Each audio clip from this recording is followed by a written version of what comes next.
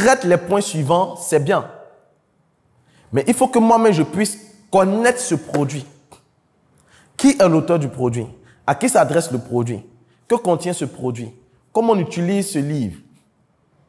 À qui s'adresse ce livre? Quelles sont les thématiques abordées dans ce livre? Il faut connaître le produit. Vous vendez les vêtements que vous vendez viennent d'où? Quelles sont les caractéristiques? Elles sont des chemises, elles sont des tuniques. Ça appartient à quelle catégorie? Dans quelles circonstances on porte ses habits? Dans quelles circonstances on porte ses chaussures? Est-ce des chaussures de sport? Est-ce des chaussures de soirée? Est-ce des chaussures qu'on peut porter pour tel ou tel événement? Est-ce des tenues qu'on peut porter pour tel événement? Donc, qu'est-ce que le produit fait? Vous devez connaître le produit. Si c'est la peinture, c'est quel type de peinture vous avez? À quel type de travaux est destiné ce produit? Donc, vous devez connaître le produit et vous former sur le produit. Si vous avez identifié que ce livre aide les entrepreneurs à pouvoir se lancer de façon pratique et concrète, il faudrait que vous puissiez connaître le livre. Parce que comment vous allez vendre quelque chose que vous ne connaissez pas? Quels sont les arguments que vous allez mettre en avant? Comment est-ce que vous allez influencer et persuader les gens? Parce que nous avons vu que le marketing évolue dans deux dimensions. La dimension de la persuasion, la dimension de l'influence. Donc, la deuxième étape, c'est de connaître votre produit, votre service. Il y a des gens qui vendent des chaussures Adidas, de la marque Adidas. Tu les demandes, c'est quoi l'histoire de Adidas? Ils ne savent pas. Il y a des gens qui vendent des chaussures de marque Nike. Tu les demandes, c'est quoi la marque Nike? D'où vient la marque Nike? Ils n'en savent rien. Eux, ils vendent les chaussures seulement. La chaussure qu'ils sont en train de vendre, si c'est une chaussure de sport, si c'est une chaussure de soirée, ils n'en savent rien. C'est qu'est-ce qu'ils vendent chaussures.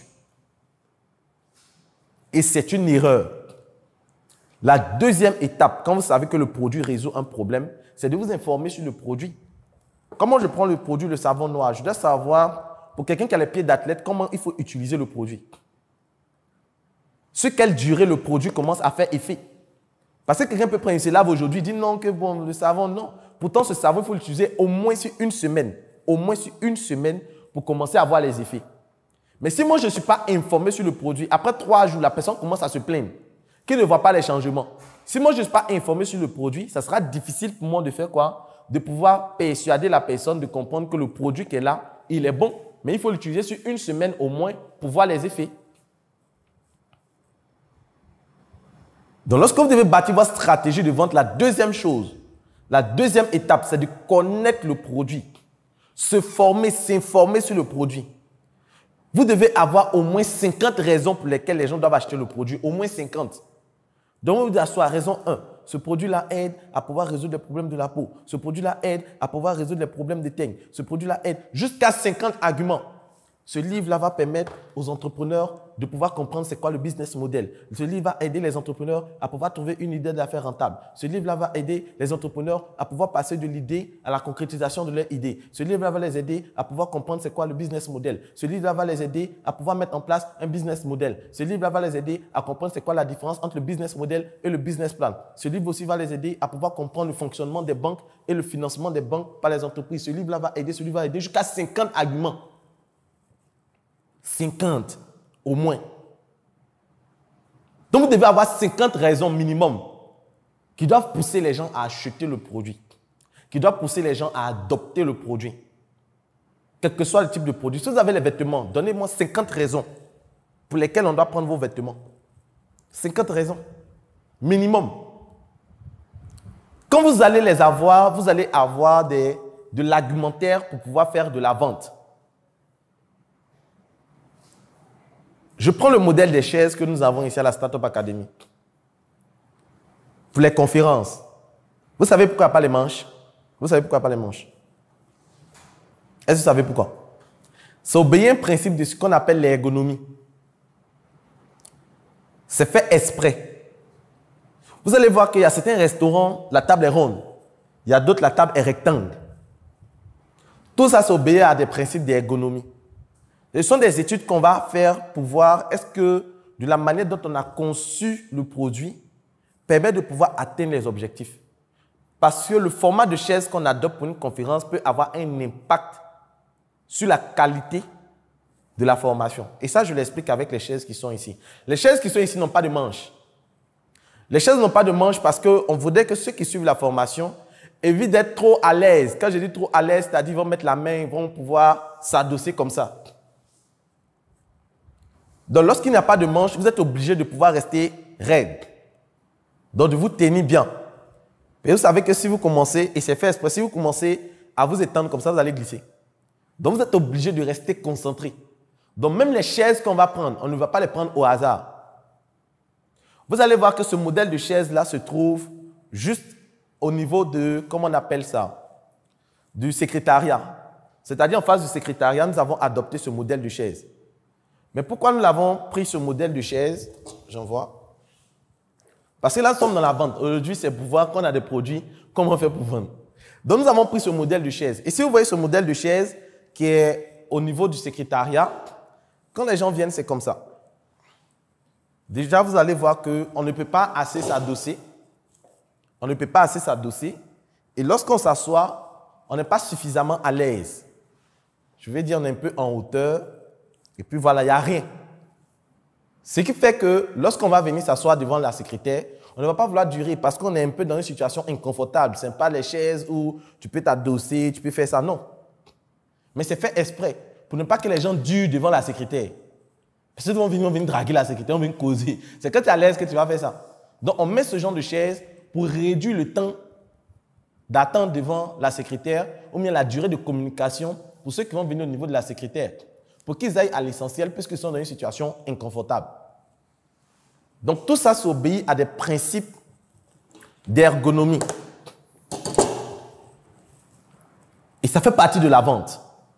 Donc, si vous ne connaissez pas le produit, celui qui veut vendre ce produit, par exemple, s'il doit développer des arguments, il doit pouvoir mettre en avant que si vous voulez réduire, si vous ne voulez pas que les gens viennent devant la secrétaire pour perdre le temps, durer, cette chaise-là convient. Cette chaise peut vous aider. Si vous êtes dans le domaine de l'enregistrement vidéo et que vous avez besoin d'être en hauteur pour pouvoir voir au niveau de la caméra ce qui se passe, tout ça, cette chaise est faite pour vous. Donc, jusqu'à 50 arguments qui doivent pousser quelqu'un à prendre cette chaise et non une autre chaise. Et pour ça, vous devez être informé, formé et connaître le produit que vous êtes en train de vendre. Surtout quand il s'agit des produits cosmétiques. Il y a des gens qui vendent des produits cosmétiques, ils ne savent rien. Quels sont les constituants? C'est pourquoi ici, nous mettons les constituants. Ce produit contient du beurre de karité, ce produit contient de la vitamine E. Maintenant, ce n'est pas de citer simplement. Connaître le produit, ce n'est pas de dire que ça contient simplement la vitamine E. La vitamine E permet de faire quoi? Parce qu'on vend la conséquence de l'utilisation du produit. On vend la conséquence de l'utilisation du produit. La vitamine E permet de faire quoi? Tu dis que le produit contient du beurre de karité. Le beurre de karité permet de faire quoi? C'est cela qu'on va vendre. C'est ça qu'on va mettre en avant. Ce que les constituants du produit vont permettre de faire. L'apport de ces produits-là sur la peau ou chez l'utilisateur du produit. C'est ça qu'on vend. On ne dit pas que ça contient vitamine E, vitamine Z, vitamine Y, vitamine A, Z, I. Non, ce n'est pas ça qu'on vend. La vitamine E qui est dedans apporte quoi? Beurre de karité qui est dedans apporte quoi? C'est 100% coton. Le coton permet de faire quoi?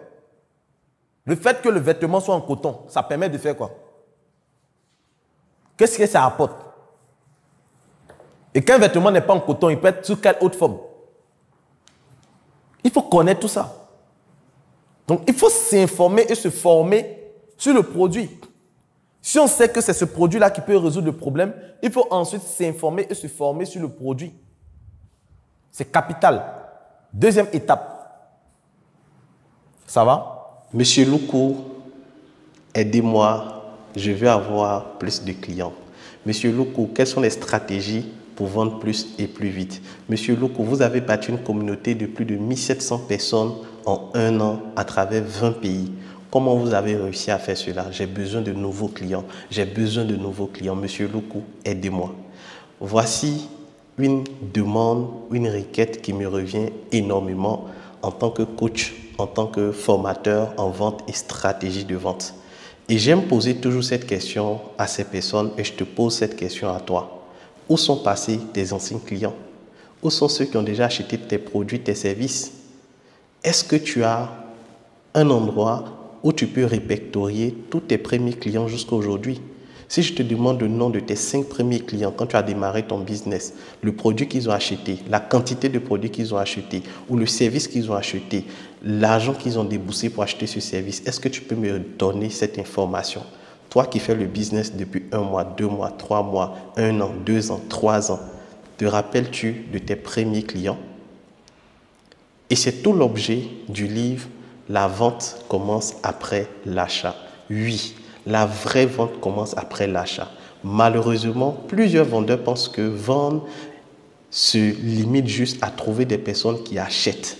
Mais c'est lorsque la personne achète que vous devez démontrer maintenant que vous êtes capable d'accompagner cette personne jusqu'au résultat.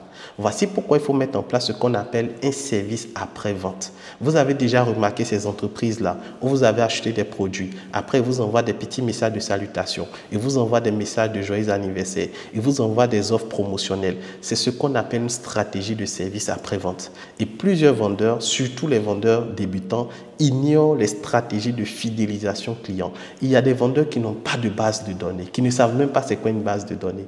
Une base de données est un endroit physique ou digital où vous recensez tous vos clients.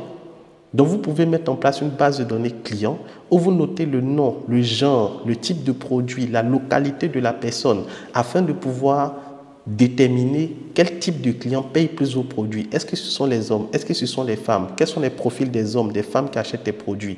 Et tout ça, ça rentre en ligne de compte lorsque tu vas vouloir trouver de nouveaux clients parce que les anciens clients te permettront de connaître quels sont les profils qui vendent ou qui achètent le plus ton produit ou ton service. Donc, la vente commence après l'achat est un livre qui est mis en place pour t'aider à fidéliser. Parce que la meilleure vente, c'est lorsqu'une personne te recommande. La meilleure vente, c'est quand la personne vient, achète encore et encore. Il est préférable d'avoir 5 clients qui achètent régulièrement 10 produits que de vouloir trouver 10 personnes individuelles qui vont venir acheter des différents produits. Fais le bon choix, apprends les stratégies de fidélisation client avec le livre « La vente commence après l'achat ».